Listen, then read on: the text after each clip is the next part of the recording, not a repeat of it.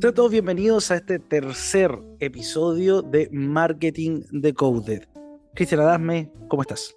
Muy bien, muy bien, muy bien, muy bien. Hoy día estamos muy conectados con el futuro. Sí, oye, hemos pasado por hartos conceptos en este periodo donde estamos decodificando el marketing, sobre todo en la primera temporada, y ahorita no es la excepción. Hoy día vamos a hablar también sobre un impacto digital que antes se hablaba de futuro. Yo me acuerdo que muchos decían como que esto no, que esto es lo que se viene, y esto como que pasó hace 2 semanas. No nos dimos cuenta y ahora estamos encima de esto y ahora hay nuevos términos, nuevas cosas, y claro, la invitada del día de hoy es precisa para hablar justamente de estos cambios. Sí, aparte que aquí vamos a abordar varios conceptos. Ese nuevo concepto disruptivo que tú hablas de 2 meses, 2 semanas, un día, todo cambia cada cierto rato, pero también de datos. Entonces vamos a combinar la ciencia de los datos, tendencias, y yo creo que ahí se vienen cosas súper interesantes y nos va a tirar un balde de agua fría para saber efectivamente qué es lo que se viene.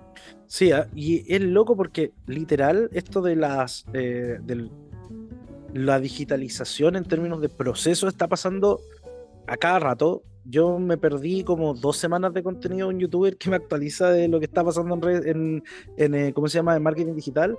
Y loco, como que se actualizó ChatGPT, Photoshop sacó una keynote, Microsoft sacó una keynote, y todo pasó en 2 semanas. Y no me había dado ni cuenta. Me enteré este fin de semana de todos los avances que hubo. O sea, el dicho, el que pestañea pierde, Sí. aquí el que pestañea se pierde y que hay atrás, y eso en digital hoy día es lo que enseñamos, siempre lo hemos dicho en varios capítulos, Sí. lo que enseñamos nosotros hace un mes, o ya no rige, o hay que hacerle una actualización, Sí. tiene nuevas herramientas, y entre ellos la inteligencia artificial se viene power. Sí, así que permanezcan conectados. Nosotros comenzamos luego de la intro, así que eso, se nos viene una tremenda invitada al día de hoy.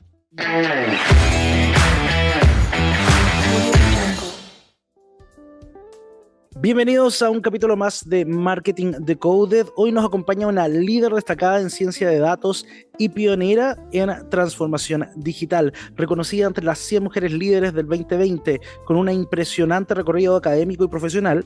Nuestra invitada ha sido una figura esencial en la evolución digital de diversas organizaciones y en la promoción de la ciencia de datos en la academia y la industria. Prepárense para una conversación rica en conocimientos y experiencias en el mundo digital y tecnológico. Démosles una cálida bienvenida a Loreto Bravo. No, ¿Cómo estás, Loreto? Hola, oye, muchas gracias Hola, por la Loreto. tremenda presentación. no, Sí, y voy a añadir una línea. Se ha encargado y tiene como causa el destacar a la mujer en el mundo de la data science. Bueno, o me equivoco, Buenísimo. Lores. Soy directora de una ONG que promociona, o sea, que en el fondo que trata de incentivar que niñas y adolescentes se metan al mundo de la STEM. Buenísimo. Ciencia, tecnología. También soy parte del Consejo Asesor Presidencial en temas de ciencia, tecnología, conocimiento e innovación. Así que estoy ahí bien metida en varios temas, fascinada con la inteligencia artificial generativa, una big fan de ChatGPT. Así que Bueno, feliz de estar aquí hoy día con compartes tu placer Sí. también Sí, fan con- número uno. con Don Monsalve aquí. Sí, no, fan número uno también. Sí. Bueno, de Midjourney y ahí ChatGPT también estamos ahí, nos hicimos amigos. Sí que tuve que dejar Netflix, Amazon, porque de verdad, bueno, el bolsillo. Entonces, Sí, ¿a quién tiraba el volcán? Dije yo. ¿A quién desaparece? ¿Quién murió? Murió Amazon Prime y Paramount. Esas Está dos, bien, sí, está bien. sí. Me Ahí, parece razonable, yo sí, creo que sí, corresponde, está porque ocupar adecuado, está Midjourney es lo más entretenido que hay, jugar con Exactamente. Está Midjourney. adecuado, súper adecuado. Sí, no, sobre todo ahora que tiraron, justamente estábamos hablando fuera de cámara sobre que ahora con GPT-4 poder trabajar con Dalí, por ejemplo, que también estaba súper entretenido con los plugins. No, yo fan número uno de eso. Buenísimo. Oye, Lore, yo quería abrir la conversa contigo preguntándote por algo súper básico. Ujú. Cuéntanos cómo describirías tú qué es la ciencia de datos, para que partamos desde ahí, porque hoy día los datos es todo, básicamente. Sí, no, absolutamente. Mira, yo soy directora del Instituto de Ciencia de Datos o de Data Science de la Universidad del Desarrollo. Y bueno, mi pregrado es en Ingeniería en Transporte, nada que ver, después me voy a hacer un doctorado en computación, pero desde siempre estuve metida como en el mundo de los datos. ¿Ya? ¿Qué es lo que es ciencia de datos? Ciencia de datos son como todas las técnicas o tecnologías que podemos utilizar para generar valor a partir de los datos. Entonces, como que toca y toma cosas de distintas áreas, tomando siempre en cuenta es cómo tomo los datos y genero algo accionable, información que te permita tomar acciones para una empresa, para una ONG, para algún desafío o problema que tengamos.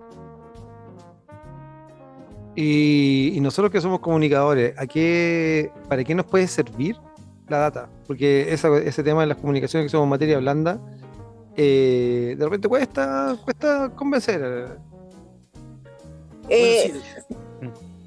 El tema de los datos en el periodismo, por ejemplo, o en el tema de comunicaciones, se ha vuelto cada vez más importante porque tenemos acceso a mucha información y el poder procesar esos datos y comunicar a partir de ellos, no sé, por los típicos, el caso de Panama Papers, o hacer analítica de, no sé, por los datos de los estudios, y poder comunicar esa información es muy importante. De hecho, internacionalmente, las empresas de comunicaciones que tienen áreas de periodismo de datos son las áreas que más crecen dentro de las empresas. O sea, dentro de los diarios o grupos de comunicación o cosas por el estilo.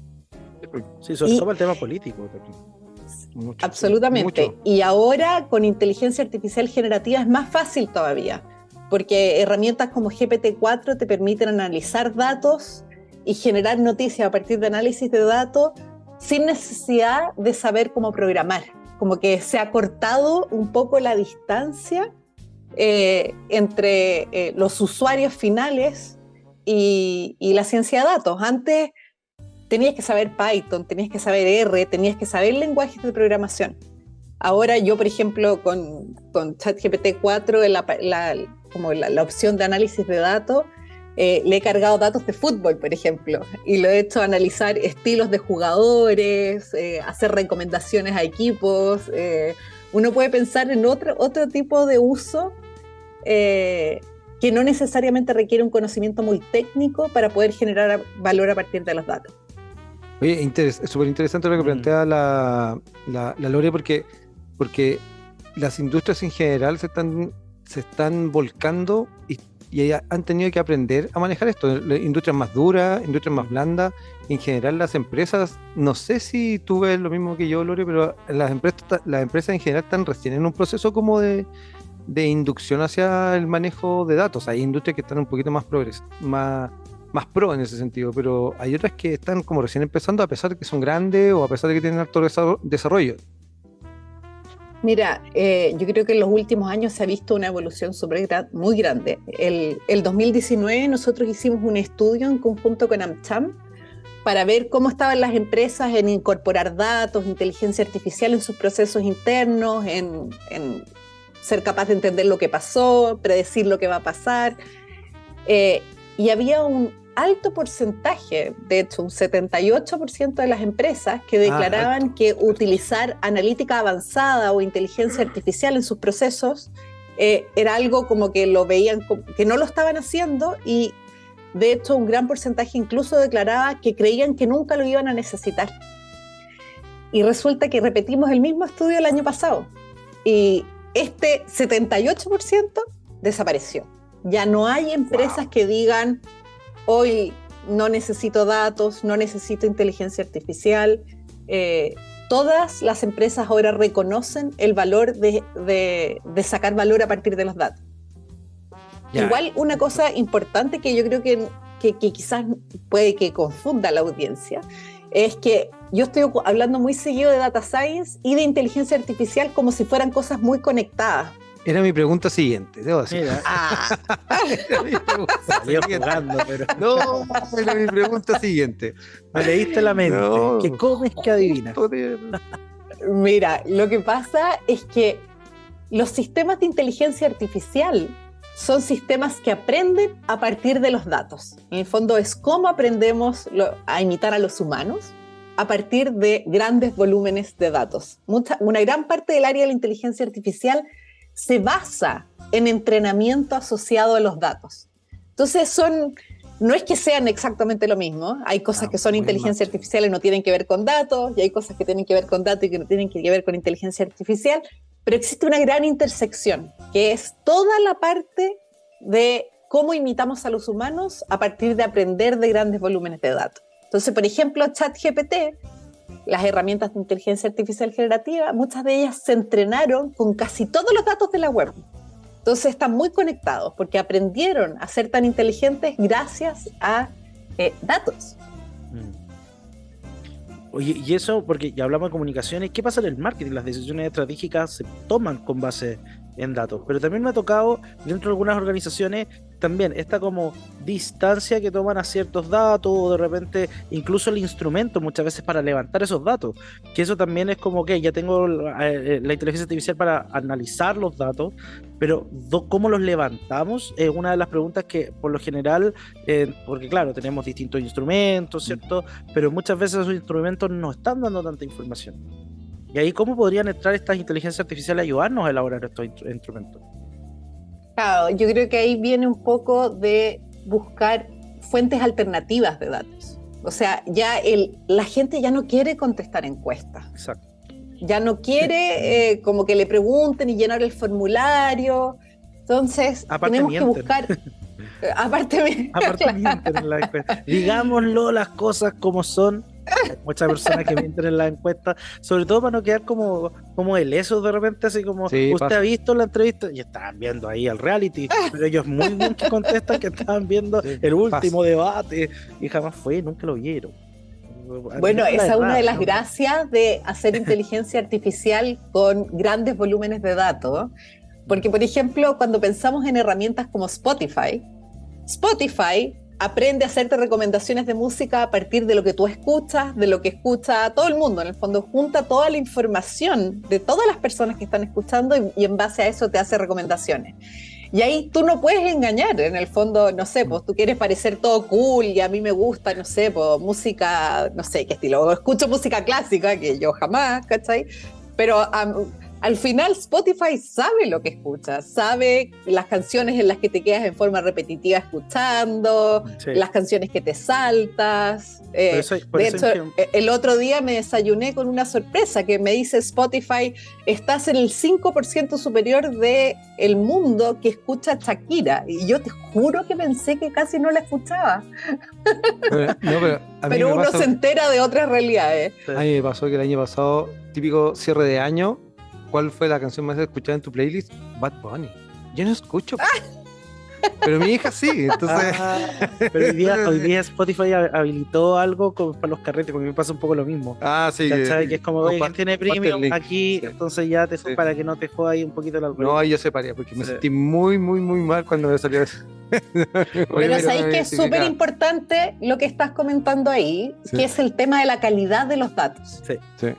Las predicciones son tan buenas como la calidad de los datos que tienen las empresas. Entonces, cuando yo converso con emprendimientos, startups, les digo, pongan foco en eso. Piensen, ahora que van a empezar a recolectar datos, porque al principio no van a poder hacer mucha predicción porque no van a tener datos. Son emprendimientos, están recién partiendo. Pero ¿con qué tienen que tener ojo al partir con su negocio? Es, ¿qué datos voy a recolectar? ¿Cómo me aseguro de que los datos estén limpios? Porque tu ejemplo de Bad Bunny apunta a datos sucios, porque mezcla tus datos con los datos de tu hija. En cambio, por eso Spotify sacó este plan familiar. Exacto. Y ahí para limpiar los datos. Sí. Que el objetivo era que cada persona tuviera su propia cuenta. Entonces, como emprendimiento, para mí eso es lo primero que tienen que pensar. ¿Cómo armo mis datos para que tengan valor y para que estén limpios? Como el People Meter, que tenía con el control remoto que te iba diciendo, pero en la casa tuvimos. ¿Tuviste? Sí, tuvimos. Te hacer la pregunta si conocía ya a alguien. Sí, te da una juguera a veces, sí, como tostador. En ese tiempo era como tener el asunto. Y a mí me asignaron un número, yo era el número 4, creo. Mis abuelos eran el 5, mi mamá y papá, Sí. claro, el 1, el 2, sí, como 1 y 2 mi mamá, 3 mis abuelos, 4 era yo. Y ahí, y 5 si estábamos todos, una cosa así, ya no me acuerdo mucho. Entonces uno tenía que apretar el botoncito Sí, mientras iba viendo ciertas cosas.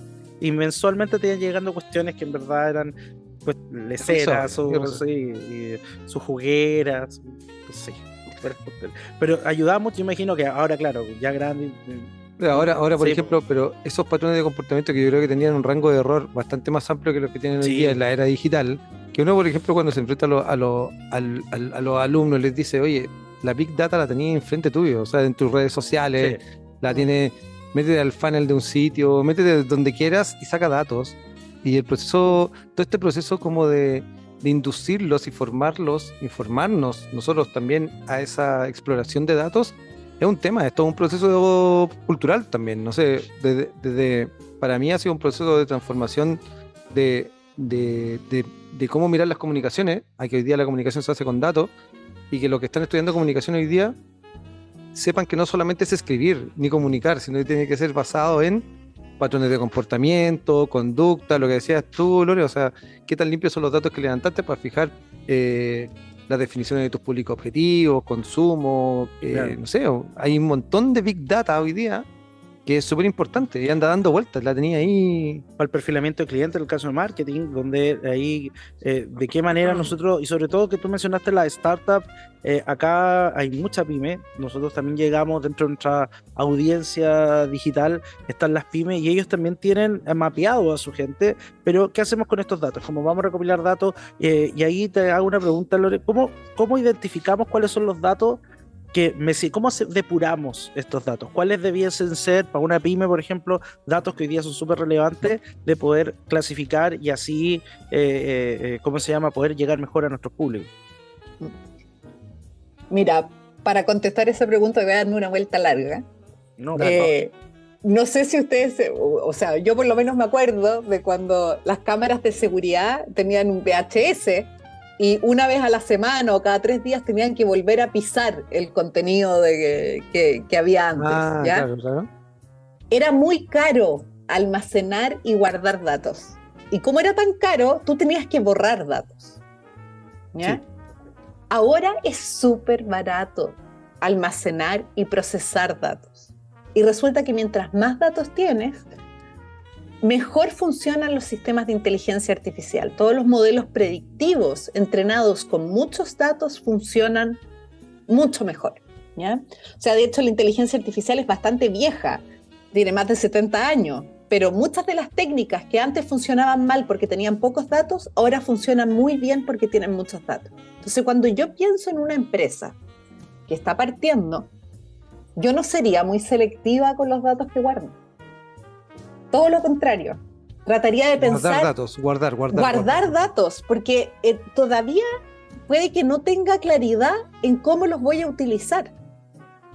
Pero después me puedo arrepentir si borro datos, si pierdo ciertos datos. ¿Ya? O sea, a menos que seas una telco que va a tener demasiados datos que va a estar generando, en general, una empresa que está recién partiendo no genera muchos datos. ¿Ya? Entonces ahí puede ser que lo que te convenga sea simplemente almacenar los datos que tienes. ¿Ya? Claro. Yo no sería muy selectivo.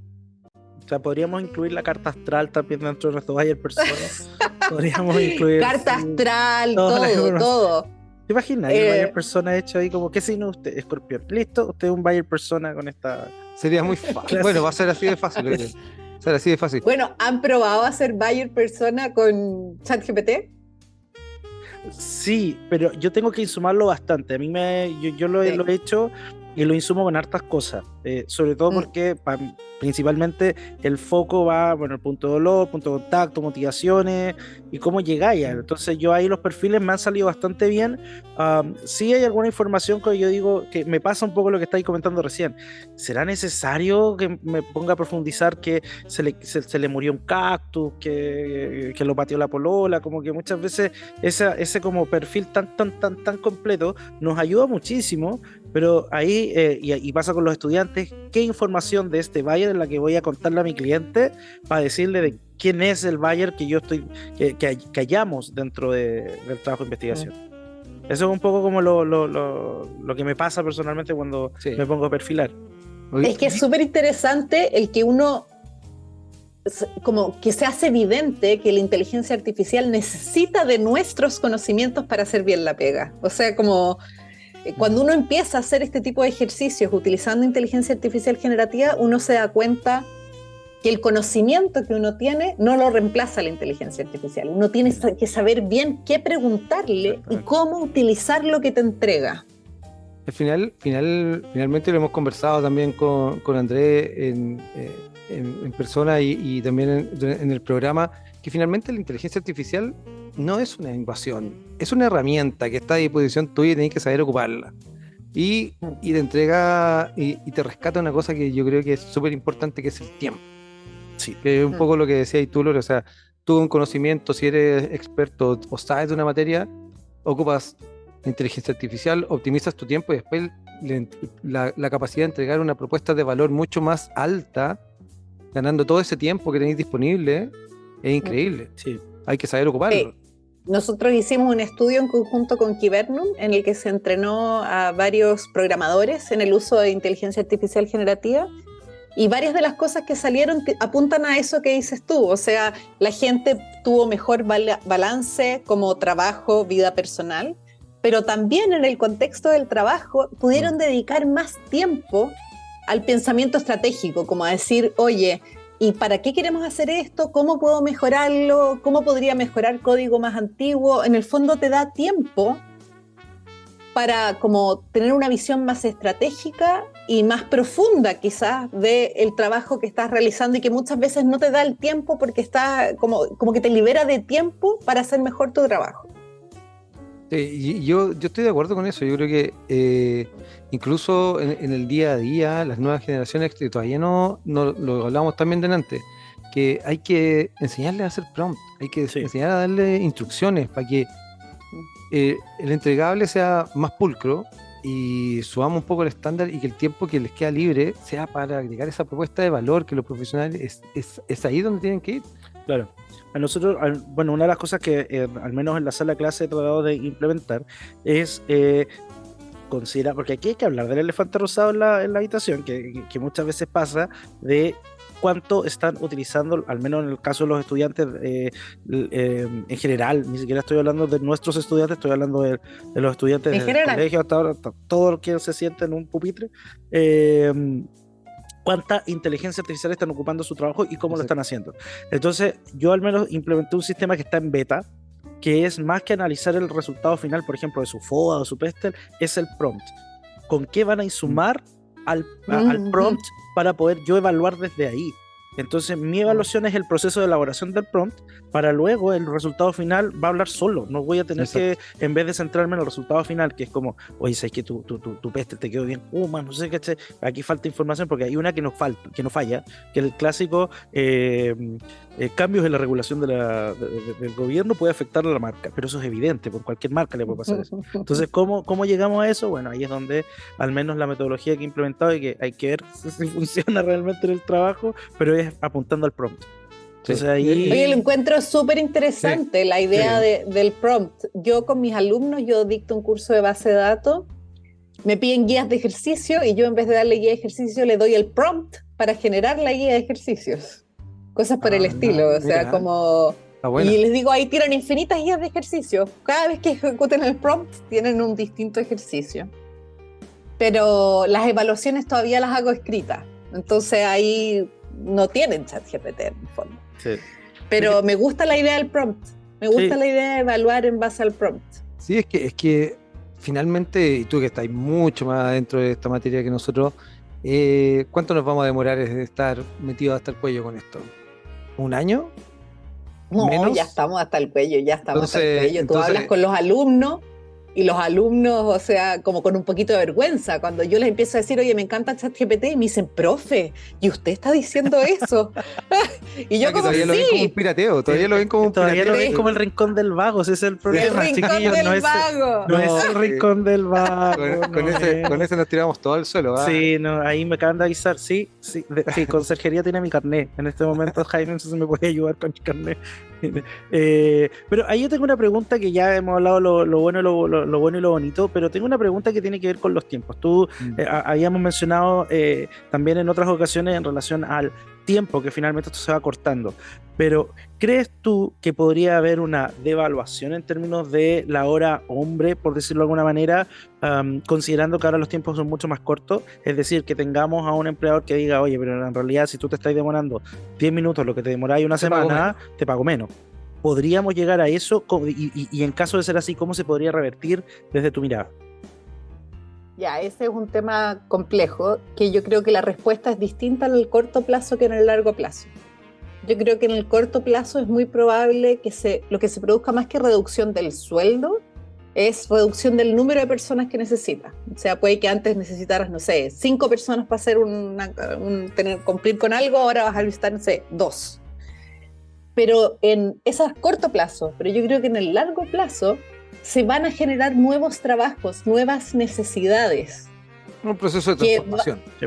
Procesos de transformación que en el fondo significan que se encuentran nuevos usos para la tecnología, nuevas cosas que podemos hacer. No sé, puede que empecemos a tener diarios comunales, porque la tecnología nos permita tener noticias súper localizadas para lugares específicos y que la gente empiece a demandar saber de su zona específica, por ejemplo. Yo creo que los procesos, o sea, de hecho hay estimaciones de McKinsey que dice que la reducción del número de trabajo de aquí a 5 años es de un 2%, creo que a nivel mundial, que igual son números altos, pero que se van a generar muchos trabajos.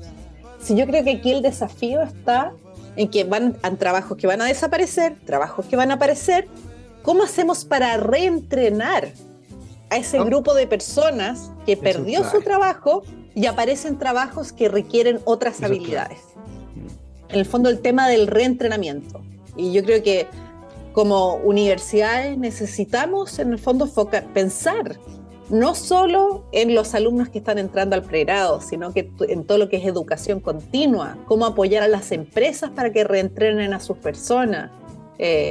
Ahí yo creo que es donde hay un gran desafío. Excelente tema. Sí. Muy buen punto. Y no quería, no sé cómo estamos de tiempo, señor director. Entonces vamos a empezar ya.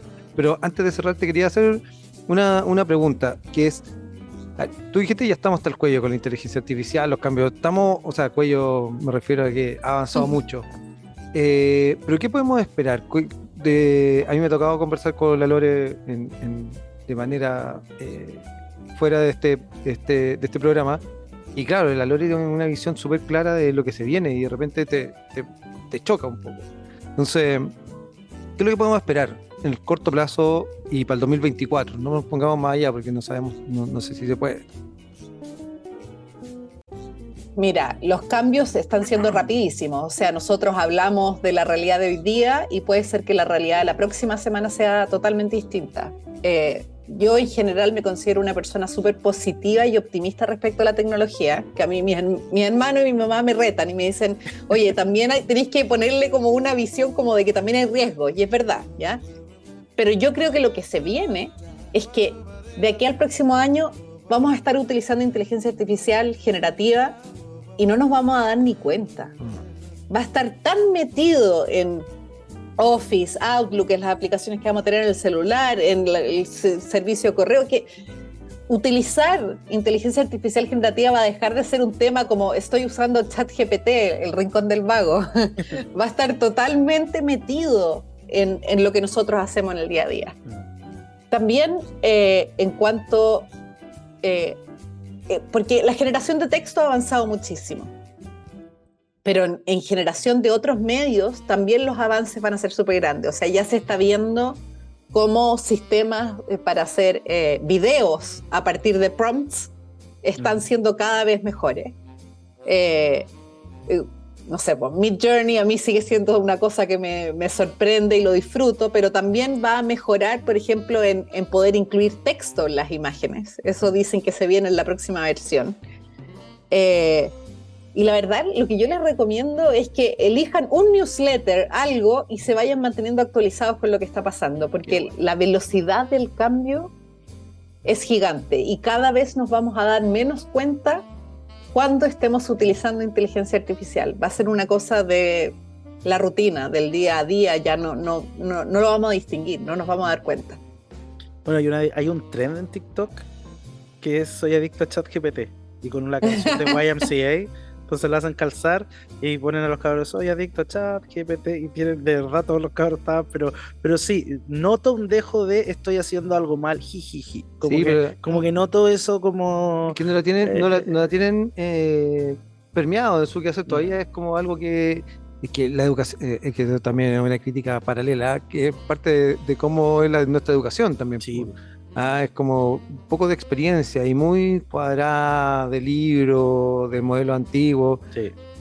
O sea, a mí me pasó con la llegada de internet cuando yo era chico, estaba en el colegio, internet en la casa y también los profesores, pero indignados porque incluso antes de eso con la Encarta, yo me acuerdo que había una profesora que se indignaba porque usábamos Encarta para hacer trabajo. Ahora claro, eran todos los trabajos iguales, fue como un momento en que, no sé si se acuerdan que Homo sacaba como CD-ROOMs con información, sí. Entonces todos teníamos la misma información de la jirafa, todos teníamos la misma información del oso polar.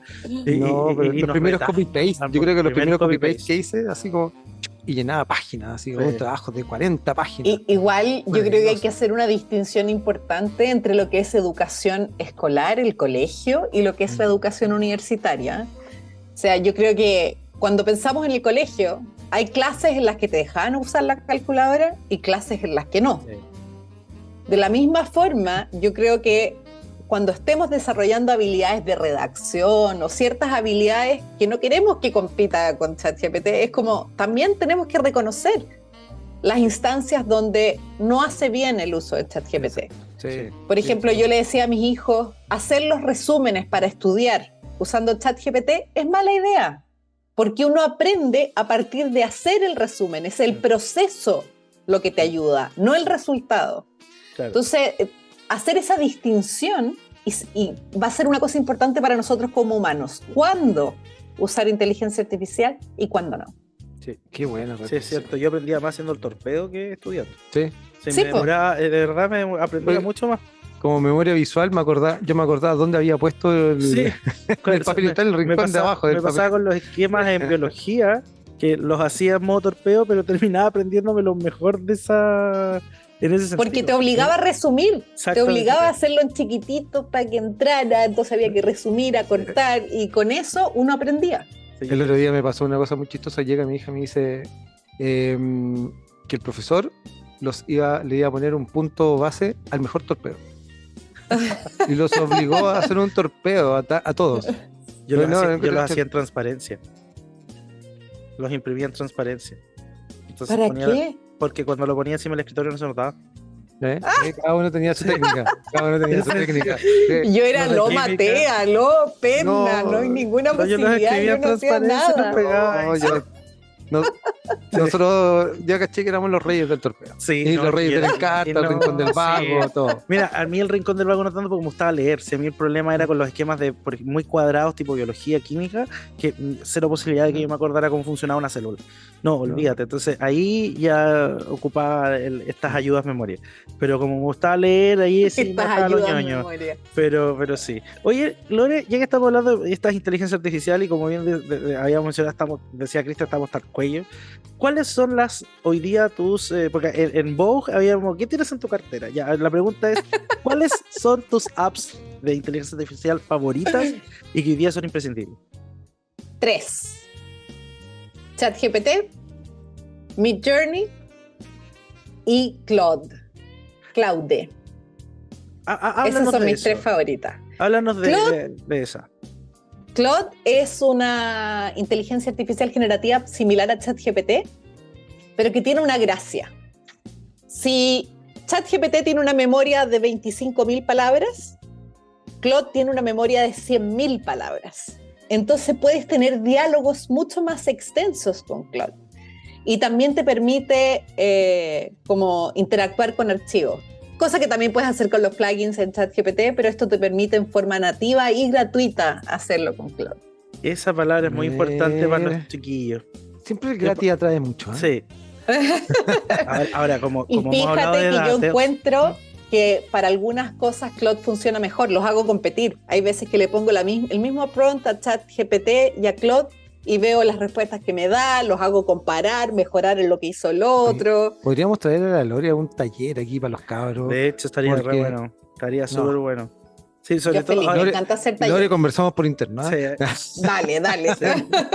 Producción se pondrá en contacto para hablar de valores y todo. Igual cobro caro. No, pero eso no lo vamos a publicar. Eso no lo vamos a publicar. Hacemos una vaquita, hacemos una vaquita. Sí, una vaca. Sí. Oye, y en ese sentido, ¿cuál crees tú que podrían ser unas que hoy día podrías recomendar algunas inteligencias artificiales, aparte de las que tú ya mencionaste, a los estudiantes de la Escuela de Administración y Negocios de UACC? Ya, yo recomendaría, por ejemplo, Gamma.app, que es para hacer páginas web, para hacer presentaciones. Te permite, a partir de una instrucción, generar PPT, incluso la puedes bajar después como PowerPoint.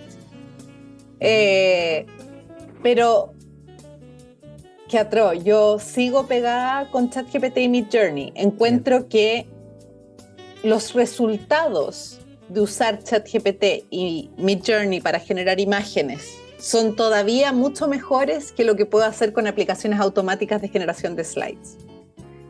Pero a ver, ¿qué otra cosa más? Está HiGen para generar videos.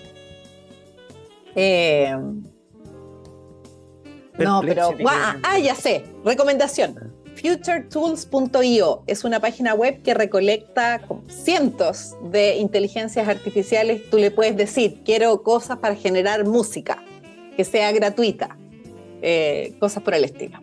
Mira. Y lo otro, les recomiendo seguir, que esto está en LinkedIn, a el Club de la IA, el Club de la Inteligencia Artificial. Es un club chileno de mucha gente que está interesada en temas de inteligencia artificial y tienen discusiones súper interesantes respecto al tema. Maravilloso cierre. Buenísimo. No, tremendo. Sí, tremendo cierre. Sí. Oye, Lore, te queremos dar las gracias por tu tiempo, por ilustrarnos en esta manera de este escenario que ya es de hoy, que ya es de ayer. Vamos a publicar esto y se van a actualizar todas las redes sociales. Claro. O sea, todas las inteligencias artificiales. Vamos a estar en 5. Vamos a poner a Jaimito para que lo suba rápido, sí, porque no, si no va a quedar obsoleto. Jaime, antes que quede obsoleto todo. Antes que quede obsoleto. Sí, qué terrible eso. Yo te juro que me acuerdo que en el programa de verano estábamos hablando sobre ChatGPT 3.5 y yo más o menos con la calle decía, bueno, esto yo creo que es muy probable. No, yo pensaba que con la experiencia previa yo visualizaba un GPT-4 más o menos en esta altura del año. No pude haber estado más equivocado porque salió en marzo y estábamos hablando de enero. No, está bien. Entonces fue como, no, esto ya me lo tengo que replantear más o menos el espacio-tiempo de cómo avanza esto. Y como buen millennial, uno ha visto hartas cosas que han avanzado. Desde uno partió al menos yo partí con el Nintendo y ahora estamos en la Play 5. Entonces uno ha visto la evolución de las cosas, pero esto me superó. Como que esto está avanzando demasiado muy rápido. A cualquiera. Oye, Lore, te queremos agradecer muchísimo. Muchas gracias por la invitación. Muchísimo por toda la información y todos los datos. Yo creo que los podemos poner ahí en los comentarios para que los cabros. Sí. No, y también que nos dejen en el comentario de ahí del video cuáles también son sus otras, puede que no hayan salido algunas dentro de las inteligencias artificiales que hoy día están ocupando. No se preocupen que nadie va a sapear a nadie, pueden responder ahí. Tranquilo. Estamos justamente en una zona segura, así que pueden poner ahí cuáles son sus inteligencias artificiales favoritas. Exacto. La mía también, yo coincido con la Lore, también adicto a Midjourney y ChatGPT. Sí. Así que, bueno, eso fue la inducción al mundo que se nos viene. Muchas gracias, Lore, por acompañarnos hoy día. Así es. Muchas gracias por la invitación.